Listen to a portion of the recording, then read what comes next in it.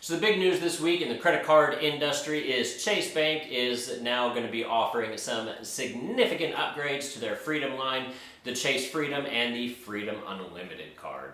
All of these changes are going to go live on September 15th, and for the most part, they're both going to get the same upgrades. They're going to get some additional multipliers applied to both credit cards. There is going to be one significant difference between the two upgrades, and we'll get to that here in a moment. So we'll start off with the Chase Freedom Unlimited credit card, and for those of you guys that need a quick recap, the old Freedom Unlimited card offered a flat 1.5x Ultimate Rewards points on all of your purchases, and that's going to stay the same. But on top of that 1.5 Ultimate Rewards points for everything that you buy, they're also going to have some bonus multipliers on top of that. So you're going to get 3x points on all restaurant purchases, 3x on drugstores, 5x points on all travel when booked through the Chase portal system, and then just the generic 1.5x on everything else. And the same thing is pretty much going to apply for the Chase Freedom card as well. So the old Chase Freedom card was a rotating 5x Ultimate Rewards points in these different categories, and the categories would change every 3 months. So that is still going to be the same. There is still going to be this rotating category with the new Chase Freedom.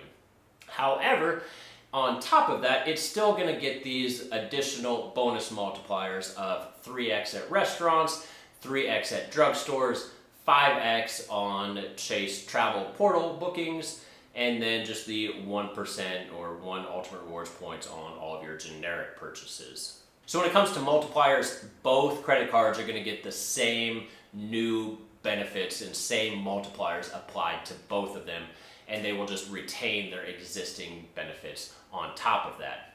Now when it comes to this 5x redemption for the Chase travel portal, I've actually found the Chase travel portal to be very competitive with all of the other bookings. So for example, just for fun tonight, I tried to see what the price was for a ticket to Cancun in November, and both the Chase travel portal, Expedia.com, and American Airlines, they all had the exact same price for the ticket that I wanted.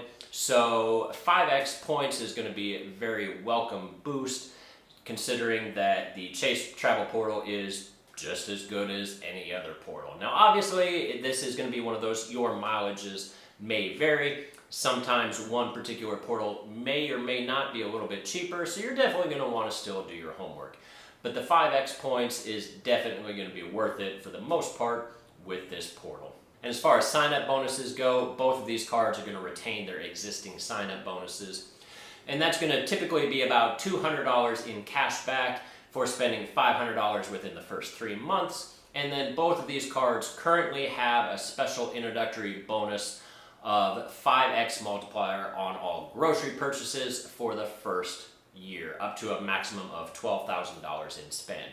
So both the Chase Freedom and the Freedom Unlimited are going to retain those sign-up bonuses. Now where these two upgrades differ is the Chase Freedom Unlimited is going to remain a Visa card, whereas the Chase Freedom is going to now actually be a Mastercard. The old one was a Visa, now it's going to be a Mastercard. Now swapping from a Visa to a Mastercard is probably not going to make all that much of a big deal for most people. Some places, if you travel internationally, don't accept one or the other, so it's going to be one of those your mileage may vary sort of ideas. But being that they are now swapping to a Mastercard, they are rebranding the credit card entirely, so they are no longer going to be calling it the Chase Freedom card. The Chase Freedom card will no longer be offered, and instead it's now going to be referred to as the Chase Freedom Flex. So it's a brand new credit card, but realistically it's just the same credit card given a new name because now it's a Mastercard as opposed to a Visa. So if you already have the Chase Freedom Unlimited, all of these benefits will automatically be applied to your card starting on September 15th. If you have the Chase Freedom card, you will need to call in and do a product change, and they will then swap it over to the Chase Freedom Flex, and they'll mail you a new card in the mail. But since the Freedom Flex is now a Mastercard, it does come with Mastercard World Elite's benefits, which is a nice benefits package in and of itself. So the new Chase Freedom, the Chase Freedom Flex, is going to get a few things that the Freedom Unlimited is not, simply because of all of the Mastercard benefits that are now going to be attached to it. And probably the biggest benefit is going to be a cell phone protection. And that's going to be capped at $800 per claim or $1,000 per year. So essentially, as long as you are paying your cell phone bill with the Chase Freedom Flex, and if your phone gets lost, damaged, or stolen, they will reimburse you up to $800 per instance or $1,000 per year in order to either fix or replace your cell phone. And that can be a pretty big benefit, especially considering how expensive cell phones are or how common it is for some people to crack their screens. So this cell phone protection is definitely going to be valuable to a lot of people. And there are some other benefits in the Mastercard ecosystem, mainly some subscription-based services like Lyft, ShopRunner, Boxed, and Fandango. And of those, I think probably Lyft is probably the best one of all of them for people that actually take Lyft on a very regular basis. So essentially, if you take 5 or more Lyft rides in a calendar month, they will give you a $10 statement credit that will be applied to your next Lyft ride. But this $10 credit is capped to only once per month, so if you take 10 rides, you're still only going to get a $10 credit.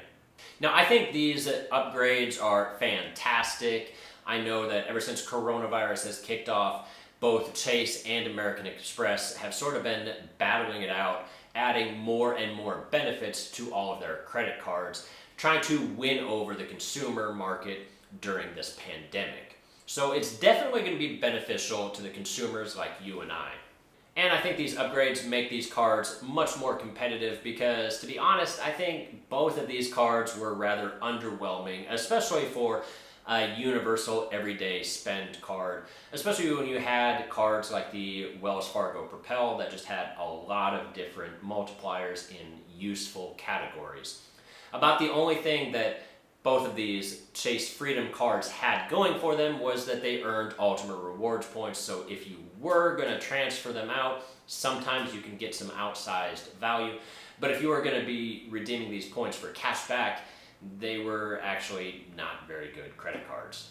And based on the sheer size of the upgrades that both of these Freedom cards got, I think they're probably going to have to rework the Chase Sapphire Reserve credit card because I just don't see the Reserve credit card being worth the ridiculously high annual fee, even if you just wipe out $300 of that annual fee right off the top for their statement for their travel credit.